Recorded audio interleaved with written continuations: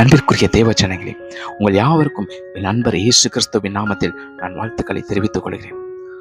தேவ பிள்ளைகளே, ஆவியானவர் இந்த நேரத்தில் உங்களோடு கூட பேசுகிறார். நீங்கள் எதிலே வாஞ்சையா இருக்க வேண்டும், எதிலே பிரியமாய் இருக்க வேண்டும் என்பதை தேவன் இப்பொழுது உங்களுக்கு வெளிப்படுத்த வாஞ்சையா இருக்கிறார். பவுலடியார் 1 தீமோத்தேயுவின் புத்தகம் 1வது அதிகாரம் 3வது வசனத்திலே இப்படி சொல்கிறார்: நான் இரவும் பகலும் தீமோத்தேயுவே, நான் இரவும் பகலும் இடைவிடாமல் என் ஜெபங்களில் உன்னை நினைத்து உன் கண்ணீரை ஞாபகம் பண்ணி சந்தோஷத்தால் நிறையப்படும்படிக்கு உனக்காக வாஞ்சையா இருக்கிறேன், உன்னை காண வாஞ்சையா இருக்கிறேன் என்று சொல்லியிருக்கிறார்.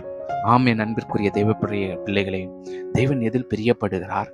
நீ உனக்காக வேண்டுதல் செய்வதை விட உன் நண்பனுக்காக, உன் நண்பிக்காக நீ ஜெபம் பண்ணும் பொழுது, உன் சகோதரனுக்காக, சகோதரிக்காக ஜெபம் பண்ணும் பொழுது, உன் அயலானுக்காக நீ ஜெபம் பண்ணும் பொழுது, அவனுடைய கண்ணீரை நீ தேவ சமூகத்திலே கொண்டு வந்து தெரியப்படுத்தும் பொழுது கர்த்தர் அதிலே பிரியப்படுகிறார்.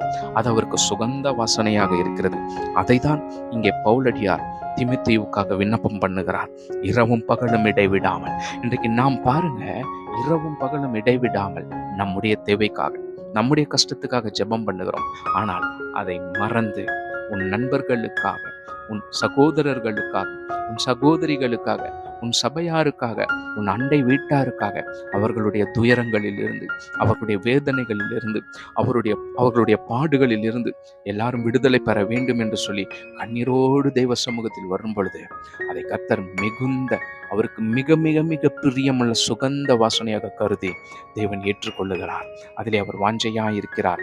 நீ அதிலே வாஞ்சையாய் கடந்து செல்ல வேண்டும் என்பதுதான் தேவ சித்தம்.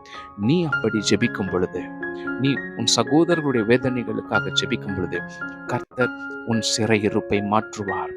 பவுலும் சீலாவும் சிறையிருப்பிலே இருக்கும் பொழுது துதிபாடினார்கள்.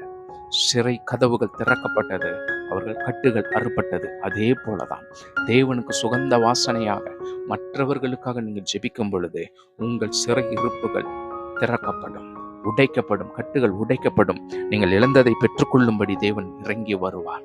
தேவ பிள்ளைகளே, இந்த நாள் வரையிலும் உங்கள் நலனுக்காக கருதுவதை விட இனி மற்றவருடைய நலனுக்காக ஜெபித்துப்பார். நீ மென்மையான அதிசயத்தை காண்பாய். கர்த்தர் உனக்காக இறங்கி யுத்தம் செய்வார். God bless you.